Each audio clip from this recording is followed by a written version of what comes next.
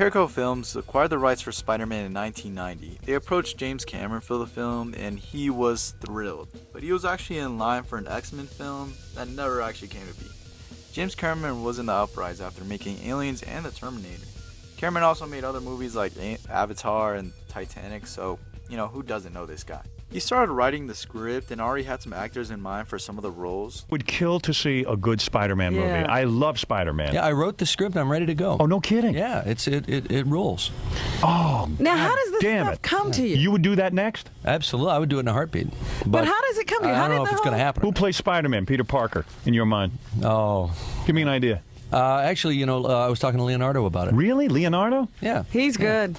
For the rest of the cast, he wanted Maggie Smith as Aunt May, Harley Emery as J. Jonah Jameson, Lance Hendrickson as Electro, Robin Lively as MJ, and Michael Biehn as Sandman. So far, it sounds great. It has a star-studded cast behind it, as a director who's in love with the project. So, how was the script? We zoom out of Spider-Man's eye, as he's hanging from a building upside down. He grabs a newspaper from a stand nearby. It cuts to Peter Parker, your average 17-year-old who wakes up and goes down to his Uncle Ben and Aunt May in the living room. His parents died in an airplane crash, which we all know, but it's mentioned in the film. We meet Mary Jane, who needs help from Peter Parker to get her grade up from an B to an A, for her parents to buy her a new car. So your boy Pete is hyped, even though Peter knows he doesn't have a chance since she's dating the high school football star, Nathan Carey, which is basically Flash Thompson. I don't know why they changed everybody's name, but yeah, anyways. Peter's in a field trip, touring a lab at a college where he wants to attend, but this is when he gets bit by the spider. His bite starts to turn red and swollen, but he makes it home where he passes out. Peter wakes up in a cell tower, but thinks it's a dream. He makes it back home and goes to sleep. Next day, he wakes up to his blanket filled up with webs. So I guess he had one of those dreams. He also notices his arms have holes in them and producing some kind of liquid, some kind of web. And he accidentally shoots web into his face. He starts to go off to school, but he notices he's more athletic than he is. More jumpy, more fast, more strong. He starts testing these new powers he unlocked. He starts to practice his powers over time. He also uses them to spy on Mary Jane changing. What the heck? He uses his powers to get into wrestling and to get some cash and develops a costume in web shooters. He makes the web shooter so people don't think he's a freak. So obviously that's going to save his image. Someone's spying on Pete though. And this is when we meet the villains of the movie, Carlton Strand. Basically Electro, and we get a flashback on how Strand got his powers in an accident similar to Sandman from Raimi's Spider-Man 3. Weeks go by when Strand is almost arrested in a ring in a sting operation, when he uses his powers to kill the cops, but also a few innocent people. And that's how he becomes Electro. Nah, he's not really Electro, he's more like a crime mafia boss, using his power to get more money transferred into his accounts and killing innocents. He also kisses some women in this film. Electrocutes them? I don't know. We go back to Peter and MJ. We see more of their relationship develop. And later on in the day, MJ is being hurt by Flash. I guess kind of abused. Pete sees this and changes into Spider-Man and beats up Flash. Later on, Peter starts to act different. And we get to see a similar scene from Peter and Uncle Ben from the Raimi films. Where Uncle Ben's giving him that talk. The one where he goes, these are the years a man develops into the man he's gonna be for the rest of his life. And that's more country. But anyways, you get the meaning, what I'm trying to say. So anyways, Peter does actually try to make a difference by stopping a guy hurting his wife, but the wife and husband start to beat on Spider-Man. Poor Pete, man. Pete feels something on his shoulder though, when he meets Boyd, Sandman. When Peter punches, it does nothing to him.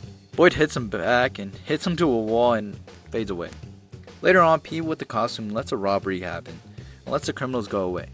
This is pretty similar from what happens in the Raimi films. They both pause, but Pete lets him go away. And later on, Uncle Ben dies. Pete chases down the guy, but instead of pushing him in the window, he brings him to the cops and expects some justice, but cops don't even believe the guy in tights. But I really do like what they actually did here. It's pretty similar to what they did in Spectacular Spider-Man. He doesn't end up killing the guy, actually turns him in.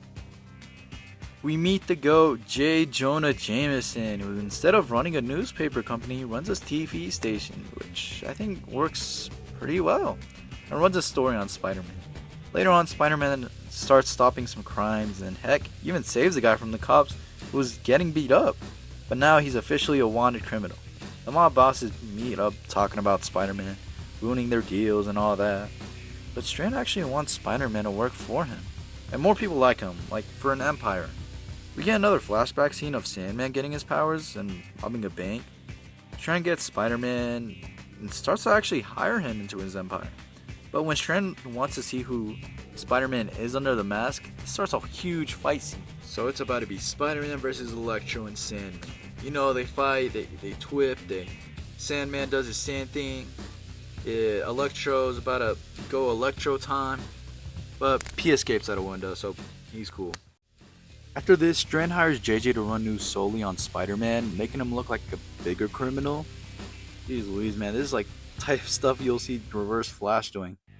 While Spidey's stopping crime one night, one of the criminals accidentally falls off a building, dying, making the situation even worse and JJ having the news of the week.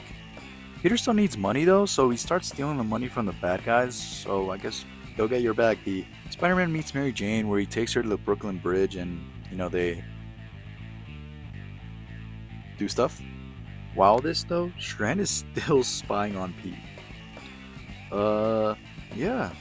Later on, Strand kidnaps MJ, but when Spider-Man goes to Strand's mansion, he's met by the SWAT, and it starts a huge chase. He finds out that Strand's actually at the World Trade Center, and Sandman captures Spider-Man and takes him to Strand. But when he sees MJ zapped out by Strand, he breaks out of Sandman. It starts a huge fight with Strand, and then moves on to Sandman. Strand tries to zap Spider-Man, but it hits Boyd, turning him into molten glass. Strand and Spidey fall, where Electro is pretty much dead at this point. But Spider-Man still saves him, and Strand dies. But before he dies, he sees a person under the mask, and sees that it's just a kid. And we fade out. Peter graduates next week, and Peter and MJ kiss in front of Flash. Flash tries to fight Pete, but Peter dodges every punch. Pete and MJ go to separate colleges and go on to the next chapter of their life, as it ends with the final swing. Some other things about the film is that Peter would have met Harry and Gwen in college, so probably by the end. Otto Octavius was going to be in the movie, played by none other than the Terminator himself, so he probably would have been like one of the villains in the future. This movie also would have been rated R, with Spider-Man swearing a bunch. I really doubt this would have made it in the final cut, but anyways. Potential sequel villains would have been Green Goblin, Venom, who James Cameron really wanted to adapt, and like I said, Doc Ock. Why did this never get made? Well, cause Carrico went bankrupt. With a financial failure such as Masters of the Universe racking up $17 million in the box office while having a $22 million budget, well, yeah, you're not gonna make much money off of those. The rights went back to Marvel, who sold it to Sony. That's when we got the Raimi films. So, would have this been good? I think this would have been toned down. Like, I definitely don't think this would have been rated R. I think Carrico would have realized, like, there's no way they're gonna make that much money off a rated R film at the time. I do believe, though, this would have been solid. This movie does have a great cast behind it, and James Cameron, who has like a great track record, so this would have been pretty good at least. If we did get this movie though, we probably wouldn't have gotten the Raimi films, so I'm pretty happy the way things turned out. Raimi did use a few elements from Cameron's script though, like the organic webbing. Raimi did originally have web shooters though, like if you see in the original first teaser, Peter does have web shooters, so was he gonna go the route where Peter was just pretending? Nah, I don't know. But that's it for today. I do want to give props to Amazing PSM, one of my favorite YouTubers out there.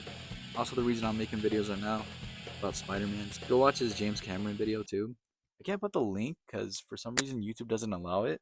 But yeah, I did want to give a somewhat shout out. Well, not really shout out because he's way bigger than me.